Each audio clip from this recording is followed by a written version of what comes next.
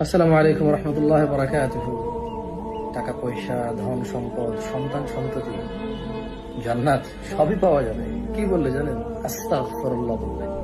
আস্তাগফিরুল্লাহ, আল্লাহ আমাকে মাফ করো, আল্লাহুম্মা গফিরলি, আল্লাহ আমাকে মাফ করো। মানে ক্ষমা চাই যে আল্লাহর কাছে। আল্লাহ কি দিবে? ফাকুলতু আস্তাগফিরু রাব্বাকুম ইন্নাহু কানা গাফফারা। নূহ আলাইহিস সালাম তার জাতিকে বলছিল যে আল্লাহর কাছে ক্ষমা চাও, আল্লাহ অত্যন্ত ক্ষমাশীল।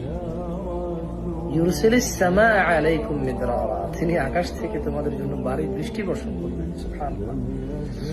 ওয়ায়ুমদিদকুম বিআমওয়াল, আল্লাহর কাছে ক্ষমা চাইলে আল্লাহ সম্পদ বৃদ্ধি করবে। ওয়া বানিন, সন্তান সন্ততি বৃদ্ধি করবে। সুবহানাল্লাহ।